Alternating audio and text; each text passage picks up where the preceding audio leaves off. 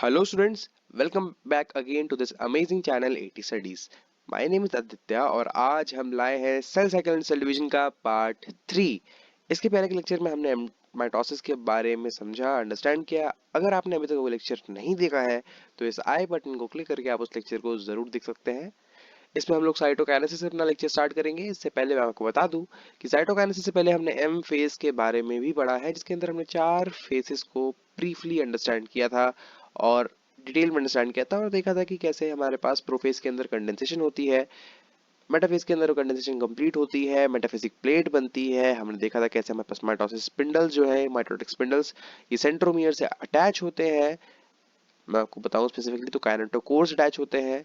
ठीक है, प्राइमरी जो है वो काइनेटोकोर्स अटैच होते हैं, लेकिन अगर एमसीक्यू में ऑप्शन काइनेटोकोर नहीं दे रखा है तो आप सेंट्रोमियर भी लगा सकते हैं। काइनेटोकोर से अटैच होता है जो कि प्रोटेनिशियस डिस्क होती है, राइट। और फिर मेटाफिजिक प्लेट बनती है, जैसे मैंने आपको बताया था। मेटाफिजिक प्लेट बनने के बाद वहां पर फिर एनाफेज होता है, जिससे डिटैचमेंट जो है वो शुरू हो जाती है और फाइनली हमारे पास न्यूक्लियर एनवेलप वापस आ जाता है, जो कि प्रोफेज के अंदर गायब हो गया था। इस लेक्चर में हम लोग बात करेंगे साइटोकाइनेसिस के बारे में, यानी हमारे पास सेल के अंदर की चीजें तो डिप्लिकेट और डिवाइड हो चुकी हैं, लेकिन अब बारी आती है साइटोप्लाज्म के डिवीजन के बाद में। क्योंकि सेल डिवीजन तब तक कंप्लीट नहीं हुआ है जब तक हमारे पास साइटोप्लाज्म पूरा डिवाइड नहीं हो गया है।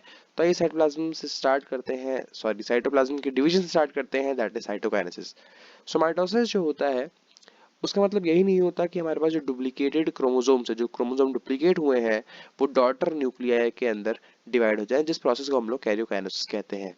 लेकिन माइटोसिस के अंदर सेल खुद भी तो डिवाइड होता है इनटू टू डॉटर सेल्स, और खुद में डिवाइड होना यानी साइटोप्लाज्म का सेपरेशन, और इसी प्रोसेस को हम लोग साइटोकाइनेसिस कहते हैं, जो कि सेल डिवीजन के एंड में होता है, राइट। अब इसमें दो सेल्स के बारे में बता रखा है कि एनिमल सेल्स के अंदर कैसे होता है और प्लांट सेल्स के अंदर कैसे होता है। तो अब यहाँ पे ध्यान दीजिएगा कि एनिमल सेल्स के अंदर बेसिकली जो प्लाज्मा मेम्ब्रेन होती है, राइट, उसके अंदर एक फरो दिखने लग जाता है, यानी एक कट दिखने लग जाता है। जैसे आप देख सकते हैं यहाँ पर एक फरो है, right, this is a furrow. Okay, furrow दिखने लग जाता है और ये एनाफेज की स्टार्टिंग, जब एनाफेज स्टार्ट हो गया होता है तभी ये फरो दिखने लग जाता है। हालांकि एनसीईआरटी में नहीं बना रखा है, लेकिन ये बात है एक्स्ट्रा, मैं आपको बता रहा हूँ कि जब एनाफेज की स्टार्टिंग होती है तभी ये फरो दिखने लग जाता है। ये फरो धीरे धीरे डीप होता है, अंदर गहरा होता जाता है, और अल्टीमेटली जो सेल का साइटोप्लाज्म है वो दो में डिवाइड कर जाता है, राइट। बड़ी सिंपल सी बात है। प्लांट सेल्स में लेकिन ऐसा नहीं हो पाता, क्योंकि हमें पता है, बेसिक सी बात है कि प्लांट सेल के अंदर सेल वॉल होती है जो कि इनएक्सटेंसिबल होती है, यानी ब्रेक नहीं हो पाती है। इसलिए इसके अंदर जो साइटोकाइनेसिस के अंदर जो होता है वो एक अलग मैकेनिज्म से होता है, राइट। इसका जो साइटोकाइनेसिस होता है, बेसिकली वॉल फॉर्मेशन जो होती है वो सेंटर में स्टार्ट होती है, राइट। याद करने वाली बात है, सेंटर में वॉल फॉर्मेशन स्टार्ट होती है और वो आउटवर्ड ग्रो कर जाती है to meet the existing lateral walls, यानी एक जो प्लांट का सेल है उसके अंदर इधर से वॉल स्टार्ट होगी और वो धीरे धीरे करते करते बाहर जा जाएगी और यहाँ पे मीट कर जाएगी, राइट, इस डायरेक्शन में। और इस तरफ भी सेम, राइट, थोड़ा बाहर चला गया, ऐसे ही ये डिवाइड कर जाती है। और बेसिकली ये क्या होता है, ये असल में जो नई सेल वॉल बन रही होती है begins with the formation of simple precursor called the cell plate, यानी जो यहाँ पर प्लेट बनना शुरू होती है इधर, ये जो प्लेट बन रही है यहाँ पर धीरे धीरे, यानी प्लेट जो ऐसे जा रही है और ऐसे आ रही है ताकि सेल डिवाइड कर जाए। असल में क्या है, तो फ्यूचर सेल वॉल ही है, क्योंकि जब सेल डिवाइड कर जाएगा तो पूरा सेल वॉल ही कवर कर लेगा ना। तो ये जो प्लेट होती है, बेसिकली जो प्लेट बन रही होती है, इसका जो जो प्रिकर्सर है, सेल वॉल का जो प्रिकर्सर है, बेसिकली इसको हम लोग सेल प्लेट कहते हैं, जो कि मिडिल लेमला को रिप्रेजेंट कर रहा होता है साइटोप्लाज्म के डिवीजन के टाइम पे। अब यहाँ पे बहुत इंपॉर्टेंट लाइन एनसीईआरटी ने रखी है, ऑर्गेनेलीज जो होते हैं वो भी डॉटर सेल्स के अंदर डिवाइड कर जाते हैं, फॉर एग्जांपल माइटोकॉन्ड्रिया और प्लास्टिड, वेरी इंपॉर्टेंट एग्जांपल यहाँ पे एनसीईआरटी ने दे रखे हैं। माइटोकॉन्ड्रिया और प्लास्टिड भी यहाँ पर डिवाइड कर जाते हैं दो डॉटर सेल्स के अंदर। कुछ ऐसे ऑर्गेनिज्म भी है जिनके अंदर कैरियोकाइनेसिस तो हो जाता है, karyokinesis is not followed by the cytokinesis, यानी कैरियोकाइनेसिस हो जाता है लेकिन साइटोकाइनेसिस नहीं होता। सिंपल सेल है जिसके अंदर दो न्यूक्लियस मेरे पास पड़े हुए हैं, ठीक है, डॉटर न्यूक्लियस है, लेकिन इसका साइटोकाइनेसिस नहीं हुआ, यानी सेल डिवाइड नहीं किया है। ऐसे सेल जो होते हैं वो मल्टी न्यूक्लिएट हो जाते हैं, यानी एक से ज्यादा न्यूक्लियस को मल्टी न्यूक्लिएट कहते हैं, और leading to the formation of the syncytium. Syncytium मैंने आपको बताया था, सिन मतलब होता है फ्यूजन या फ्यूज्ड, और साइशियम मतलब होता है सेल। तो ऐसा लगता है कि दो सेल जो है वो क्या है, आपस में फ्यूज्ड है, राइट। दो सेल आपस में फ्यूज्ड रहते हैं ऐसा लगता है, इसलिए ऐसी कंडीशन को हम लोग सिंथेसिस कहते हैं। इसका एग्जांपल एनसीईआरटी ने लिक्विड एंडोस्पर्म इन कोकोनट को बताया है। यानी आपने कोकोनट देखा होगा, कोकोनट के अंदर पानी जो होता है वो बेसिकली पानी असल में कोकोनट का एंडोस्पर्म ही होता है, और वो एंडोस्पर्म बेसिकली सिंथेसिस की फॉर्म में ही रहता है, यानी वो सेपरेट नहीं होता, बस वो मल्टी न्यूक्लिएट हो जाता है, राइट। सो यहाँ पर हमारा जो है साइटोकाइनेसिस का टॉपिक खत्म होता है। इसके अंदर हमने जो इंपॉर्टेंट बात पढ़ी वो एनिमल सेल के बारे में पढ़ी, प्लांट सेल के बारे में पढ़ी, और हमने देखा कि कौन से ऑर्गेनली डिवाइड होते हैं, राइट। अब हम बढ़ते हैं माइटोसिस के सिग्निफिकेंस के बारे में, जो कि बहुत ही इंपॉर्टेंट है। अगर आप बोर्ड एग्जामिनेशन में बैठे हैं या फिर सीबीएसई किसी भी बोर्ड में अगर आप बैठे हैं तो उसमें ये क्वेश्चन आ सकता है, और एमसीक्यू भी यहाँ से बन सकता है इजिली। मैं बताता हूँ आपको। माइटोसिस बेसिकली इसको हम इक्वेशनल डिवीजन कहते हैं, क्योंकि इसके अंदर नंबर ऑफ क्रोमोसोम्स वेरी नहीं करते हैं before and after the division.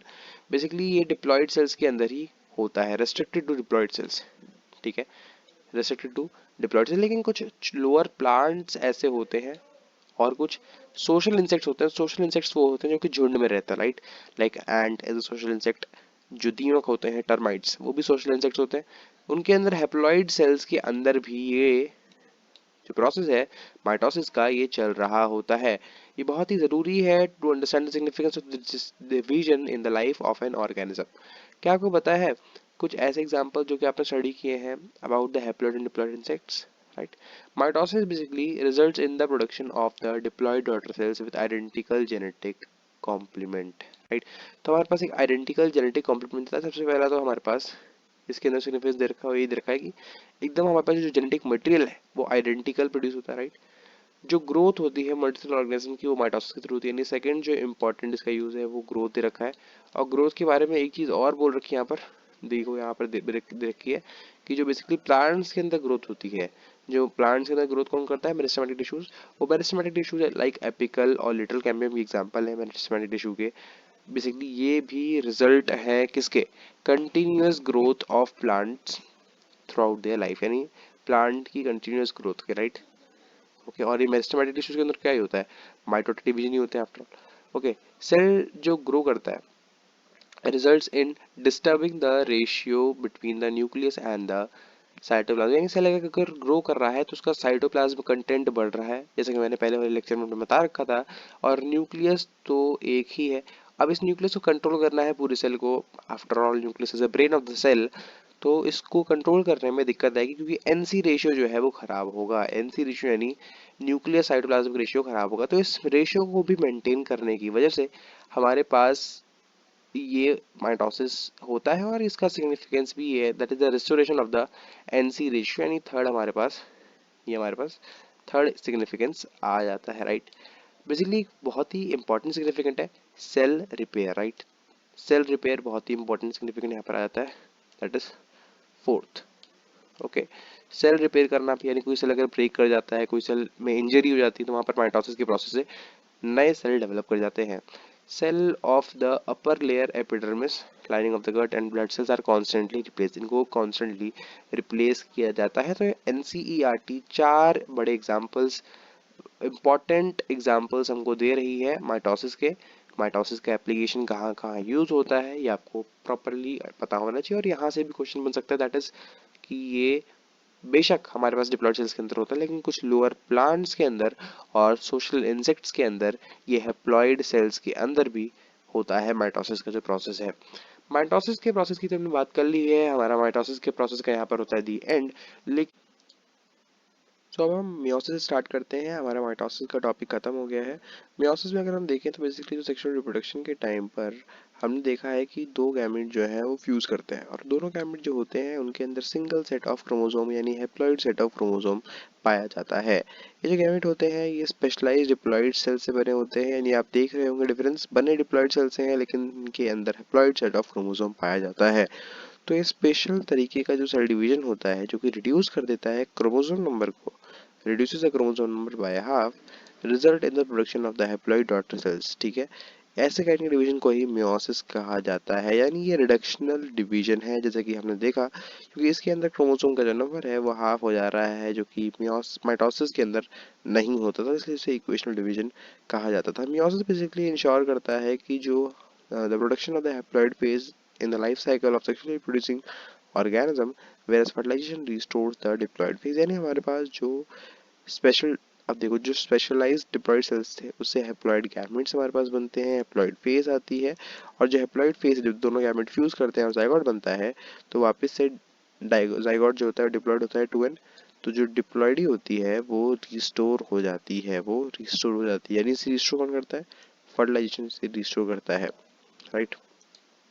Okay, अब देखो we come across meiosis during gametogenesis in the plants and the animals। Basically हम जो गैमेटोजेनेसिस होता है यानी गैमेटोजेनेसिस यानी गैमीट प्रोड्यूसिंग प्रोसेस जो होता है वो मियोसिस ही एक्चुअली होता है, जिसकी वजह से हमारे पास हैप्लॉयड गैमेट्स की फॉर्मेशन हो जाती है। यहाँ पर हमारे पास कुछ मियोसिस के की फीचर्स दे रखे हैं, इसको पढ़ना हमारे लिए बहुत ज़रूरी है। मियोसिस हमारे पास दो स्टेप में डिवाइडेड है, मियोसिस 1 एंड मियोसिस 2।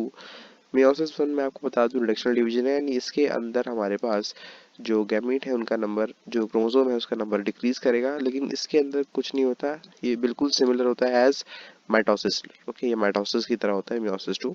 वेराज जो मियोसिस होता है उसके अंदर क्रोमोसोम का नंबर डिक्रीज कर जाता है।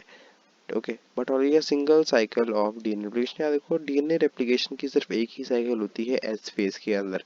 मियोसिस 1 में बेसिकली कब इनिशिएट होता है, जब पेरेंटल क्रोमोसोम जो होता है वो रेप्लिकेट कर जाता है after the S phase, basically S phase के बाद से, तब ये मियोसिस 1 इनिशिएट हो जाता है to produce identical sister chromatid at the S phase, right. तो बेसिकली पेरेंटल क्रोमोसोम जब रेप्लिकेट हुआ मिल जाएगा तब वो मियोसिस 1 प्रोड्यूस फॉर्म हो जाएगा।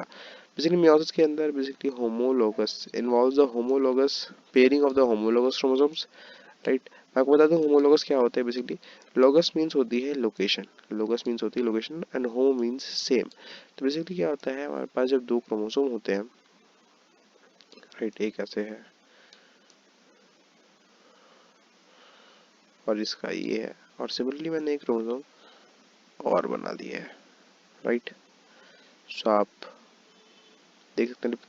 तो अगर मैं देखूं कि ये वाला क्रोमैटिड है, ओके, इसमें कुछ सेट ऑफ इंफॉर्मेशन लिखी होती है, ठीक है। अगर वही सेट ऑफ इंफॉर्मेशन यहाँ पर भी हमको मिल जाएगी, राइट, तो ये दोनों क्रोमोसोम जो है ये होमोलोगस क्रोमोसोम बन जाएंगे, यानी इनकी इन्फॉर्मेशन जो है वो एट द सेम लोकेशन है। यानी लोकेशन भी, यानी सपोज करो यहाँ पर हाइट की कोई इन्फॉर्मेशन दे रखी है तो यहाँ पर भी एच यानी हाइट की इन्फॉर्मेशन ही लिखी हुई रहेगी। ओके, यही बात है। और इसके अंदर रिकॉम्बिनेशन भी पाया जाता है जो कि हम आगे बात करेंगे। और 4 हैप्लॉइड सेल्स इसके अंदर फाइनली मियोसिस 2 के बाद बन जाते हैं। ये हमारे पास इवेंट्स है मियोसिस 1 के अंदर, मियोसिस 2 के अंदर। यानी पहले मियोसिस 1 होगा, इसके अंदर सेम माइटोसिस की तरह ये 4 अलग अलग फेजेज आती हैं। इसके बाद फिर एक इंटरफेज आएगी, राइट, दैट इज आई, एक इंटरफेज आती है, इंटरकाइनेसिस फेज कहते हैं इसे। और उसके बाद फिर मियोसिस 2 स्टार्ट हो जाता है।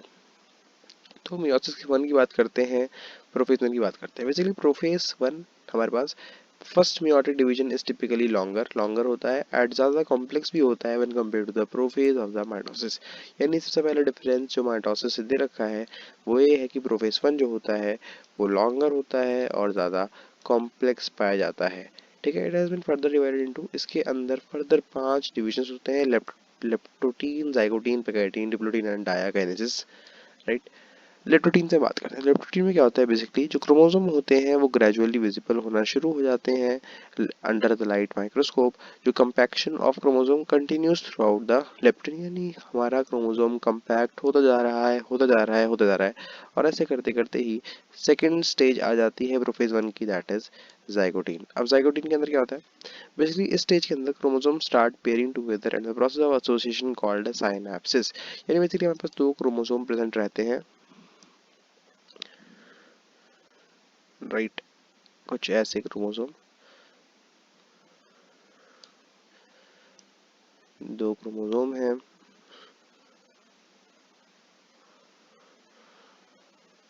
ऐसे क्रोमोसोम रहते हैं। आप समझ सकते हैं कि हमारे पास ये सेंट्रोमियर दोनों क्रोमोसोम का है बनाने के लिए। तो इनके बीच में क्या होता है, धीरे धीरे बेसिकली पेयरिंग स्टार्ट हो जाती है। तो सिस्टर क्रोमैटिड जो होते हैं होमोलोगस, होमोलोगस आप समझ सकते हैं, ये पेयरिंग हो रही है, तो होमोलोगस जो होता है, जैसे ये वाला क्रोमैटिड जो है और ये क्रोमैटिड जो है, इन दोनों के ऊपर सेम इन्फॉर्मेशन सेम पोजीशन पे लगी हुई है, राइट। तो इसके बीच में ऐसे पेयरिंग स्टार्ट हो जाती है बेसिकली। इसी प्रोसेस को हम लोग साइनेप्सिस कहते हैं। ईच पेयर्ड क्रोमोसोम जो है उसे हम होमोलोगस क्रोमोसोम कहते हैं, ठीक है। मैंने बताया इन्फॉर्मेशन सेम है। Electron माइक्रोग्राफ्स of this stage indicate that chromosome synapses is accompanied by the formation of complex structure called the synaptonemal complex। तो उसके बीच में मैंने जो चीज़ बनाई है जिसके थ्रू ये अटैच हो रखे हैं, ये जो चीज़ है, this is known as synaptonemal complex। इसी को synaptonemal complex कहा जाता है। जो कॉम्प्लेक्स है form by pair of synapse homologous is called bivalent और टेट्राड। और जो ये पूरा कॉम्प्लेक्स बनता है, राइट, ये पूरा कॉम्प्लेक्स जो बनता है, इस पूरे कॉम्प्लेक्स को या तो बाइवेलेंट कहेंगे या तो टेट्राड कहते हैं, ठीक। बायोलेंट कहते हैं तो टेट्राड कहते हैं। बायोलेंट यानी दो, या टेट्राड मतलब चार, या फिर ऐसे कह सकते हैं। However these are more clearly visible at the next. अभी ये क्लियरली विजिबल नहीं है, विजिबिलिटी इनकी आगे वाले स्टेज में बढ़ेगी। जो पहले तो स्टेजेस है prophase one are relatively short lived compare to the next stage that is pachytene. यानी पेकाइटिन की जो स्टेज है वो इन दोनों स्टेज से बड़ी है। किससे? लिप्टोटीन से भी बड़ी है और जाइगोटीन से भी बड़ी स्टेज है। इस स्टेज के अंदर बेसिकली क्या होता है, बाइवेलेंट क्रोमोसोम जो होते हैं अब वो क्लियरली विजिबल हो गए हैं टेट्राड्स की फॉर्म में। इस स्टेज के अंदर कैरेक्टराइज कैसे होती है, स्टेज पहचानी कैसे जाती है कि हमारे पास रिकॉम्बिनेशन नोड्यूल्स आ गए हैं, the sites eight which the crossing over occurs between the non sister chromatids of the homologous chromosomes. यानी हमारे पास ये दो जो है बेसिकली ये नॉन सिस्टर क्रोमैटिड्स है, राइट। मैंने आपको बताया था सिस्टर क्रोमैटिड्स और नॉन सिस्टर क्रोमैटिड्स। सो ये दोनों जो है ये सिस्टर क्रोमैटिड्स हैं, ठीक है। लेकिन अगर मैं इसकी और इसकी बात करूँ तो ये नॉन सिस्टर क्रोमैटिड्स हैं। लेकिन ये होमोलोगस है क्योंकि इन दोनों के अंदर इन्फॉर्मेशन सेम पोजीशन पे प्रेजेंट है, इसलिए इनको हम लोग non sister N S homologous chromosome कहते हैं। NSH, राइट, NSH इसे कहा जाता है, ठीक है। तो बेसिकली क्या होता है, बेसिकली अगली स्टेज में दैट इज पेकाइटिन की स्टेज में हमारे पास रिकॉम्बिनेशन नोड्यूल्स बनते हुए दिखते हैं। रिकॉम्बिनेशन नोड्यूल्स क्या होते हैं, बेसिकली रिकॉम्बिनेशन नोड्यूल्स होते हैं जहां से रिकॉम्बिनेशन होने वाला होता है उसको हम लोग रिकॉम्बिनेशन नोड्यूल्स कहते हैं, ठीक है। मैं ड्रॉ कर देता हूँ एक बार। तो बेसिकली ऐसे आपको रिकॉम्बिनेशन नोड्यूल्स दिखेंगे बेसिकली, ओके। तो इन क्रोमैटिड में क्या होने वाला है, रिकॉम्बिनेशन होने वाला है, ठीक है। आपको पता है कि क्रोमोसोम के ऊपर यहाँ पे इंफॉर्मेशन लिखी हुई रहती है, right, okay. Crossing over is the exchange. अब यहाँ पे क्रॉसिंग ओवर की डेफिनेशन बता रखी है, यहाँ पे क्रॉसिंग ओवर होगा यानी ये वाला जो हिस्सा है ये यहाँ से डिटैच हो जाएगा और यहाँ पे आ जाएगा, और ये वाला जो क्रोमैटिड का पार्ट है वो डिटैच हो गया यहाँ पे, यानी एक्सचेंज हो जाएगा एक तरीके से, राइट। समझ रहे हैं आप ये बात। सो बेसिकली ये बात है। और अगर हम क्रॉसिंग ओवर की बात करें तो क्रॉसिंग ओवर का हमें बता रखा है प्रोसेस एनसीईआरटी ने कि क्रॉसिंग ओवर बेसिकली एक्सचेंज होता है जेनेटिक मटेरियल का बिटवीन टू होमोलोगस क्रोमोसोम्स। दो होमोलोगस क्रोमोसोम्स के बीच में जेनेटिक मटेरियल का जो एक्सचेंज है उसे हम क्रॉसिंग ओवर कहते हैं। क्रॉसिंग ओवर बेसिकली एक एंजाइम मीडिएटेड प्रोसेस है और वो एंजाइम का नाम है रिकॉम्बिनेज, राइट, रिकॉम्बिनेज। जो एंजाइम है वो इन्वॉल्व क्या है, उसका नाम क्या है, recombinase. Crossing over leads to recombination of genetic material on the two chromosomes.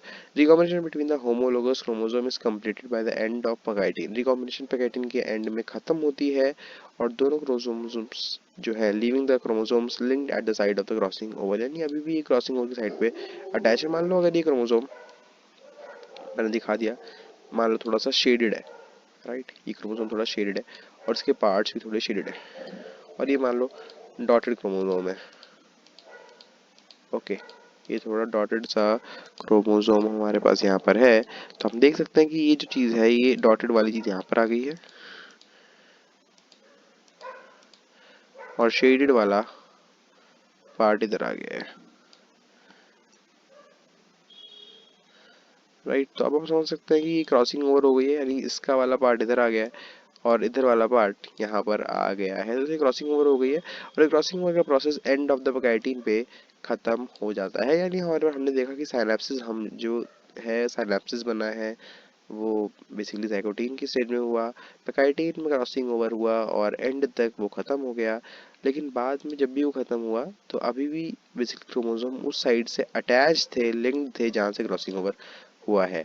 Basically डिप्लोडीन अब से जाती है नहीं। डिप्लोडीन कैसे रिकॉग्नाइज होती है? बेसिकली इससे हमारे पास जो साइटोटोनियम कॉम्प्लेक्स है वो डिसल्यूट हो जाता है, वो गायब हो जाता है, and the tendency of the recombined homologous chromosome of the bivalent to separate from each other except the site of the crossing over। Basically क्या होता है, ये जो मैंने बताया आपको, ये जो स्ट्रक्चर बना रखे हैं साइटोटोनियम कॉम्प्लेक्स, ये डिप्लोडीन की स्टेज में गायब होना शुरू कर देते हैं, राइट, गायब होना शुरू कर देते हैं, लेकिन अभी भी बेसिकली उन जगहों से अटैच रहता है जहाँ से क्रॉसिंग ओवर हुई है, जहाँ से क्रॉसिंग ओवर हुई है बाय द हेल्प ऑफ देखो आगे बात करते हैं किसकी। बेसिकली अटैच है जो एक्स शेप्ड स्ट्रक्चर्स हैं chiasmata in the oocytes of the subvertebrates. Diplotene last for months और ईयर्स। इस लाइन के बारे में हम आगे बात करेंगे, लेकिन आपको अभी ये याद करना ज़रूरी है कि कुछ वर्टिब्रेट्स के अंदर जो oocytes जैसे हैं, in oocytes of some vertebrates, oocytes जो होते हैं एग सेल्स होते हैं, उनके अंदर डिप्लोटीन्स महीनों और सालों तक भी लॉन्ग कर सकता है। बेसिकली ये जो जहाँ से लोग अटैच अब रह गए हैं इसको अब हम कियास्मेटा कहने लग गए हैं। These are not recombination nodules, अब इनको कियास्मेटा कहा जाता है in the case of diplotene, right. Diakinesis में क्या होता है? तो डायकिनेसिस में बेसिकली क्या होता है, फाइनली टर्मिनलाइजेशन ऑफ द कियास्मेटा, यानी कियास्मेटा यहाँ पर हमारे पास प्रेजेंट है, अभी धीरे धीरे एंड पे आना शुरू कर देते हैं, राइट। इनका टर्मिनलाइजेशन हो जाता है, एंड पे आना ही शुरू कर देते हैं। इस फेज के अंदर जो क्रोमोसोम होता है वो फुल्ली कंडेंस पाया जाता है, राइट। ये बहुत ही इंपॉर्टेंट लाइन है यहाँ पर। और जो मियोटिक स्पिंडल है is assemble to prepare the homologous chromosome for the separation. अब ये इसको सेपरेट करने के लिए भी रेडी होता है। By the end of the diakinesis जो न्यूक्लियोलस है वो डिसअपियर कर जाता है एज यूजुअल, जो हमारी प्रोफेज के अंदर चेंजेस पाए जाते हैं। और जो न्यूक्लियर एनवेलप है, राइट, न्यूक्लियोलस डिसअपियर कर जाता है और जो न्यूक्लियर एनवेलप है वो भी ब्रेक डाउन, वो भी टूट जाता है, और diakinesis representation transition to the metaphase. और धीरे धीरे डायकिनेसिस, बेसिकली डायकिनेसिस रिप्रेजेंट क्या करता है, धीरे धीरे प्रोफेज वन मेटाफेज वन में ट्रांजिट हो रहा है, कन्वर्ट हो रहा है, राइट। सो यहाँ तक हमने बात करी अबाउट द माइटोसिस। हमने माइटोसिस के सिग्निफिकेंस के बारे में बात करी, फिर हमने मियोसिस देखा, हमने साइटोकाइनेसिस की भी बात करी थी, ओके। और मियोसिस वन के अंदर प्रोफेज वन के हमने डिफरेंट डिफरेंट पार्ट पढ़े। सो यहाँ पे अपने लेक्चर खत्म करते हैं। अगले लेक्चर में, जो कि हमारा लास्ट लेक्चर होगा इस चैप्टर का, हम मियोसिस की और अलग अलग डिफरेंट डिफरेंट फेजेस के बारे में अंडरस्टैंड करेंगे और इस चैप्टर को कम्प्लीटली खत्म कर देंगे, ओके। सो अगर आपको मेरा लेक्चर पसंद आया हो तो इस लेक्चर को लाइक कीजिएगा, मेरे चैनल को सब्सक्राइब कीजिएगा और बेल आइकन को भी हिट कर दीजिएगा। So thank you for the watching and be healthy.